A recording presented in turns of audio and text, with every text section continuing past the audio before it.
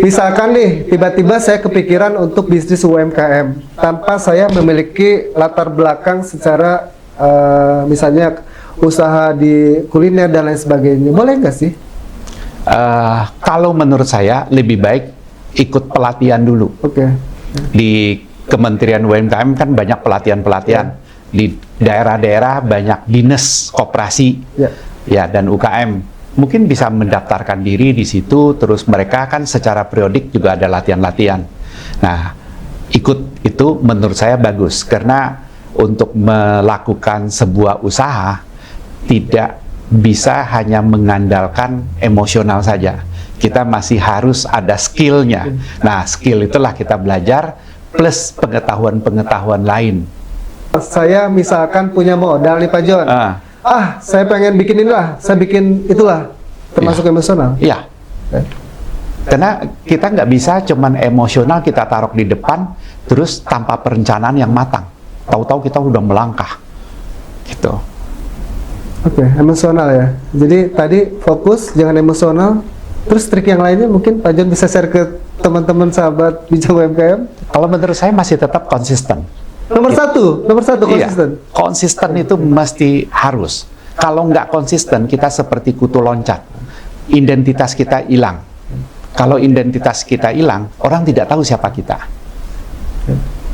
Ya kan? Jadi misalnya nih, Kang Nana ketemu satu orang jual cendol gitu loh. Namanya taruhlah Amir gitu loh. Terus Kang Nana ketemu dia 2 tahun, dia masih jual cendol. Ketemu dia tahun ketiga, jual cendol. Tapi sudah makin rame, tempat jual cendolnya makin gede.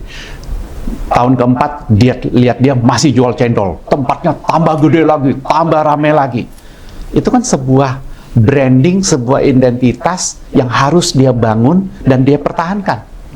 Tapi kalau seandainya dia sekarang jual cendol, 3 bulan lagi dia, enggak lah, untungnya kecil, aku mau jual gado-gado aja. Dia pindah jual gado-gado. Terus di situ karena dia coba-coba, nggak lagi berhasil. Dia coba lagi, ya udah kalau gitu jual pecel lele, semua orang mesti jual pecel lele. Akhirnya ditanya, Kang Amir yang mana? Kang Amir yang jual gado-gado, atau Kang Amir yang jual pecel lele, atau Kang Amir yang jual cendol? Oke. Identitasnya kabur. Oh iya, oke, berarti usaha itu membangun identitas. Iya. Kuncinya di situ ya Pak John. Pak John terkenal dengan dulu di radio, tetap di media. Iya.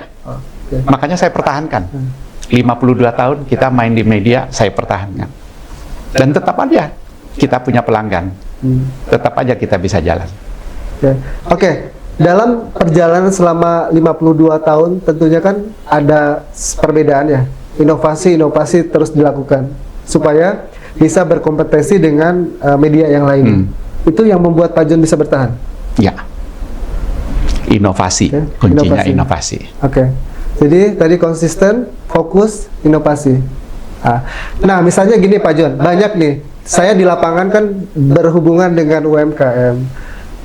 Usahanya booming gitu ya, membludak. Banyak sekali yang datang ke situ pelanggan-pelanggan.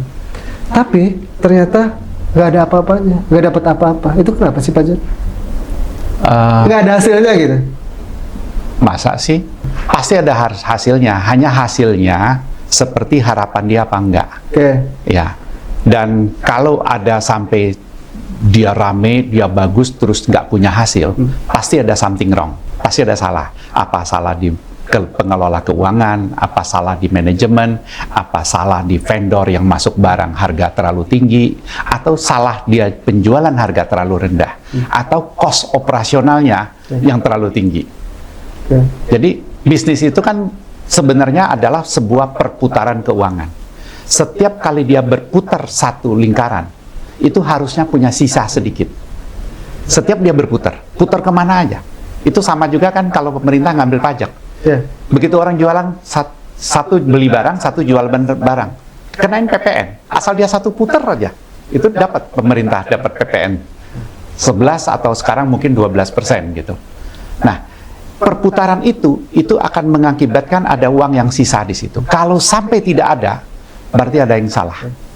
Manajemen, ya, bisa salah di banyaklah, harus dicek satu-satu, di list down dulu, di list satu-satu, dicari tahu ini salahnya di mana ini. Karena saya pernah mengunjungi salah satu pelaku UMKM, itu udah turun-temurun ya. Sekarang generasi ketiga Pak John. Pak, boleh tahu berapa sih omset seminggu gitu? Nggak tahu. Saya produksi, jual, selesai belikan peralatan lagi, produksi, jual lagi. Yang saya lihat sih, ya punten-punten ya, maksudnya rumahnya biasa aja. Itu berarti salah dong kalau gitu. Ada yang salah, mungkin di penjualannya terlalu rendah, mungkin di catatannya dia tidak ada, mungkin karena dia adalah owner manager, ya jadi dia pemilik, terus dia juga memanage sendiri tanpa ada orang yang memanage, mungkin catatannya yang tidak jelas gitu, atau dia personal expenses-nya terlalu gede, biaya hidup pribadi dia terlalu gede dan semuanya dibebanin ke situ, akhirnya dia kelihatan nggak dapat apa-apa. Padahal dia hidup satu keluarga dari situ, gitu. Oke, berarti harus dibedakan antara kepentingan bisnis dengan kepentingan pribadi dong? Harus. Saya aja sampai hari ini menjalankan bisnis, saya terima gaji dari perusahaan. Jadi saya nggak bisa seenaknya ngambil uang perusahaan. Nah itu teman-teman ya. Jadi misalkan hari ini omsetnya membludaknya, wah ini saya mau beli motor nih, beli ini. Ya. Habis juga Pak John ya? Nggak boleh kayak gitu. Nggak boleh? Nggak boleh. Okay. Nggak boleh. Dalam bisnis nggak boleh ternyata teman-teman ya.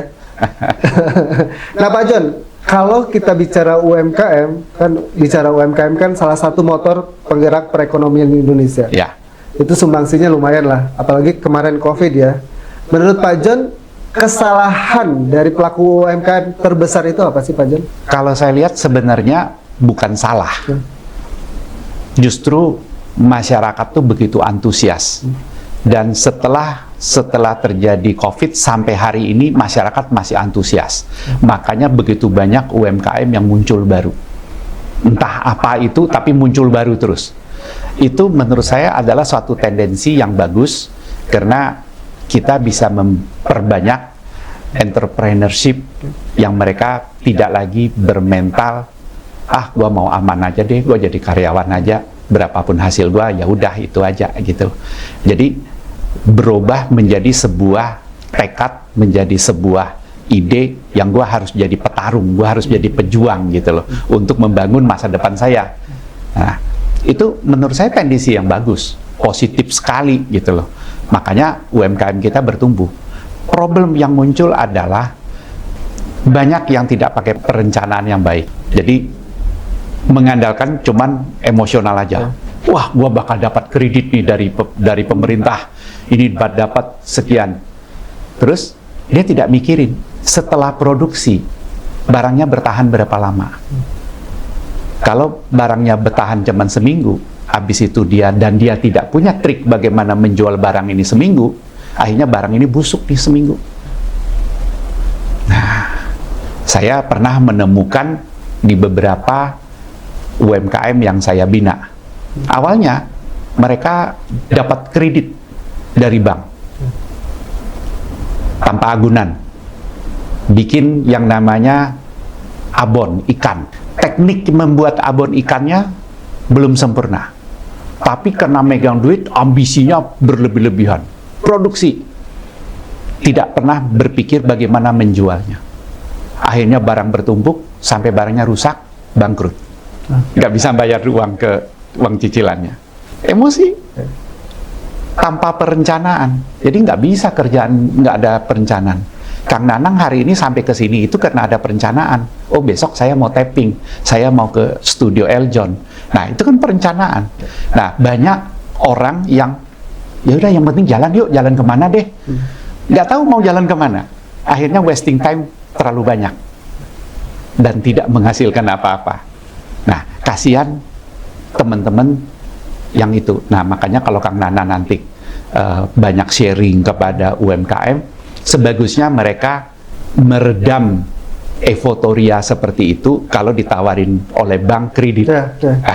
Jadi harus dirancang baik-baik, maunya bisnis apa, terus life cycle-nya bakal panjang nggak di bisnis itu, terus dia sendiri menguasai nggak.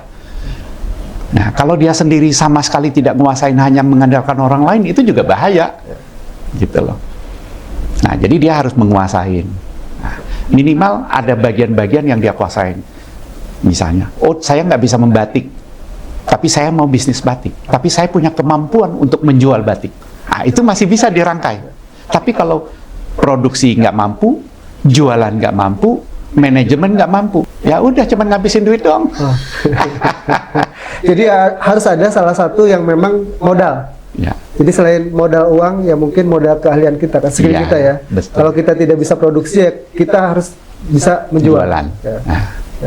Nah, ada istilah modal dengkul nih Pak John. Bisa nggak sih? Bener nggak sih modal dengkul itu? Benar. Bener. Benar. Benar. Dan itu bisa terjadi. Jadi ngejualnya itu kreativitas. Banyak orang Amerika dari orang miskin jadi orang kaya. Modalnya modal dengkul. Kenapa? Dia modalnya modal kreativitas. Dia menciptakan sebuah trik bisnis atau sebuah langkah-langkah bagaimana, seperti banyak orang kalau kita perhatikan di mereka punya sejarah kehidupan, mereka dari tangan kosong, mulai dari garasi mobil, ya kan, tahu-tahu sudah jadi orang kaya raya. Itu modal dengkul, nggak punya tempat, nggak punya modal, hanya dari garasi mobil. Terus berpikir, ini kalau saya bikin ini gimana nih? Nah, ide itulah dijual kepada investor. Jadi modalnya memang benar-benar dengkul, nggak punya apa-apa. Modal itu pun orang lain yang minjemin. Nah, bisa. Network penting. Oh, penting. Kalau kita bicara soal bisnis, salah satu kunci sukses adalah networking. Oke, terakhir nih Pak John, boleh disampaikan ke sahabat Bincang UMKM tips untuk mengelola usaha UMKM. Tips saya masih balik lagi ke cerita saya awal. Pertama, harus direncanakan dengan baik. Tidak hanya merencanakan produk, tapi rencanakan produk, rencanakan keuangan dan manajemen, dan rencanakan penjualan. 3 ini adalah tritunggal yang jangan sampai pincang sebelah. Nah, kalau 3 ini sudah dirancang dengan baik, berikutnya adalah konsisten. Konsisten di bidangnya, jangan loncat-loncat. Kalau dia konsisten, jangka waktu panjang, mudah-mudahan itu akan tertanam dengan dalam dan akan terbentuk sebuah brand image atau justru personal image. Dia ini sebagai orang, wah dia jago loh kalau ngelola. Misalnya nih, jago bikin gado-gado, pokoknya kalau kamu mau makan gado-gado datang ke Mang Ujang, sudah pasti enak, sudah pasti karena dia memang jagonya. Nah, terbentuk kan brandingnya gitu. Nah itu menurut saya semua orang bisa berhasil, dan keberhasilan adalah hak setiap orang. Cuman tinggal mau nggak ngejar keberhasilan itu. Keberhasilan adalah hak setiap orang. Iya. Tinggal ada kemauan atau tidak. Betul. Kuncinya seperti itu ya. Ya. Oke, sahabat Bincang UMKM, cukup seru nih ngobrol dengan Pak John. Kayaknya mungkin kalau kita bikin beberapa episode, ya lumayan agak panjang ya.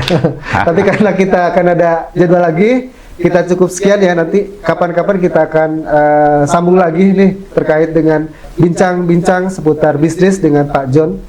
Terima kasih Pak John atas waktunya. Oke, makasih. Siap, terima kasih Bincang UMKM. Sampai ketemu di liputan selanjutnya.